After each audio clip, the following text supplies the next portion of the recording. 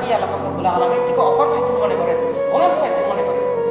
আপনাদের অনেকের এখানে অনেক অনেক মানুষের ছেলে সন্তান কবরে চলে গেছে। সেই ছেলে সন্তানকে আল্লাহ রাব্বুল আলামিন এই পর্যন্ত হায়াত দেয় নাই, আপনাকে দিছে। কেন দিছে? যে বিড়ি ফ্যাক্টরির মধ্যে এই সমস্ত বিড়িগুলো খাওয়ার লোক নাই, আপনি বুড়ো হলে খেতে পারবেন, এই জন্যই তো হায়াত দিছে নাকি? আপনাকে হায়াত দিছে আল্লাহ রাব্বুল আলামিন কি কাজ করার জন্য, নেক আমল করার জন্য। মুরব্বীরা, আপনাদের এই সময়টা খুব গনিমত। সময়টা আপনারা কি আল্লাহ পাক রব্বুল আলামিন থেকে অফার পাইছেন মনে করেন, বোনাস পাইছেন মনে করেন? আপনাদের অনেকের এখানে অনেক অনেক মানুষের ছেলে সন্তান কবরে চলে গেছে। সেই ছেলে সন্তানকে আল্লাহ রাব্বুল আলামিন এই পর্যন্ত হায়াত দেয় নাই, আপনাকে দিছে। কেন দিছে?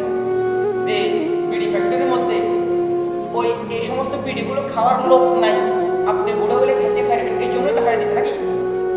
আপনাকে হায়াত দিছে আল্লাহ রাব্বুল আলামিন কি কাজ করার জন্য, নেক আমল করার জন্য। মুরব্বীরা, আপনাদের এই সময়টা খুব গনিমত। সময়টা আপনারা কি আল্লাহ পাক রব্বুল আলামিন থেকে অফার পাইছেন মনে করেন, বোনাস পাইছেন মনে করেন? আপনাদের অনেকের এখানে অনেক অনেক মানুষের ছেলে সন্তান কবরে চলে গেছে। সেই ছেলে সন্তানকে আল্লাহ রাব্বুল আলামিন এই পর্যন্ত হায়াত দেয় নাই, আপনাকে দিছে। কেন দিছে? যে বিড়ি ফ্যাক্টরির মধ্যে এই সমস্ত বিড়িগুলো খাওয়ার লোক নাই, আপনি বুড়ো হলে খেতে পারবেন, এই জন্যই তো হায়াত দিছে নাকি? আপনাকে হায়াত দিছে আল্লাহ রাব্বুল আলামিন কি কাজ করার জন্য, নেক আমল করার